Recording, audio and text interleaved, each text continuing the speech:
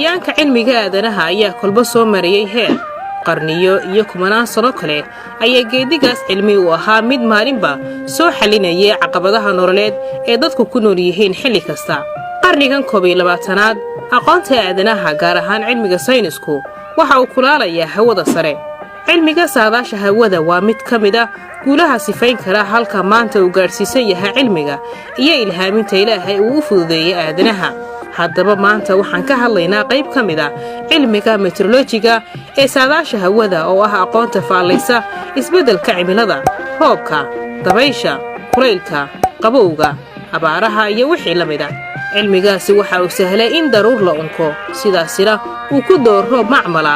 waxa laga yaabaa intaasi dad badan ay la noqoto wax aan dhici karin ama mala awaal ah, hase ahaatee waa arrin dhab ah oo soo bilaabatay sanadkii 1940 waxaana loo yaqaanaa cloud seeding oo ah in daruur la beero ama la abuuro si roob uu u da'o. caalimka reer Mareykan ee ku takhasusay cilmiga chemistry-ga ee lagu magacaabo Vincent Schiver ayaa markii ugu horeysay sameeyay cloud seeding. wixii ka dambeeyay cilmigan waxa uu noqday mid si weyn looga faa'iideysto. si aad u fahamto waxaan ka hadlayno, marka hore aan kaaga dhaco waxa uu yahay cloud seeding. daruuraha waa uumiyaha biyaha, waa uu kordhaa oo qaboobaa kadibna wuu isqabsadaa ama waa uu isku dhegaa si daruuraha biyo u keenaan. waxa hawada lagu sii daayaa walxo kiimikooyin ah oo ay ka mid yihiin cusbada, baraf qalalan, dry ice ama silver chloride oo ah dhammaan kiimikooyin cusba ah. walxahaas yaryar ee hawada heehaabaya markay isqabsadaan maadooyinkan cusbada ah, daruurtii ayaa cuslaata kadib sidaa ku sii daaya biyo. waxay weli su'aal ka taagan tahay roobkan sidaa ku yimaada ma waxa uu leeyahay waxtarka roobka caadiga ah? waa jawaab weli ku maqan saynisyahanada oo laga sugayo. ujeedooyinka loo sameeyay hannaanka cloud seeding-ka inta badan dalalka barnaamijkan sameeya waxay ka hortagaan biyo la'aanta iyo abaaraha. tusaale ahaan, dawladda isutaga Imaaraadka Carabta oo dhulkeedu uu yahay mid qalalan waxay isticmaashaa hannaanka cloud seeding si ay biyo badan u hesho. in ka badan 400 oo mashruuc oo cloud seeding-ka ah ayaa ka socda dalkaasi.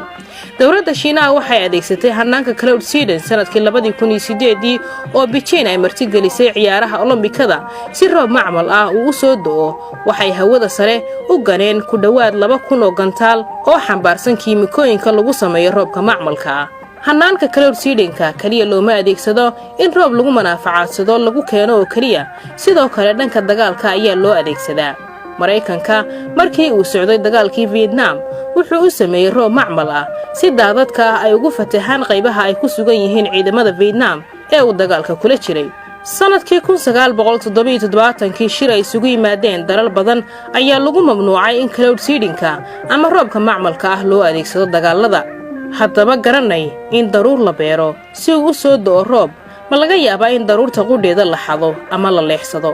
aqoon-yahanada cilmigan ku xeel dheer waxay leeyihiin waa la xadaa roobka, horeyna way u dhacday in roob la leexsado iyadoo la adeegsanayo hannaan la mid ah kan daruur beerista ama cloud seeding.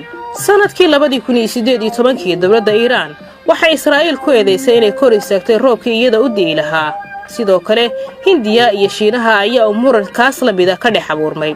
gobolada dalka Mareykanka ayaa sidoo kale xatooyada roobka muran la xiriira gorodda hore iskula galay.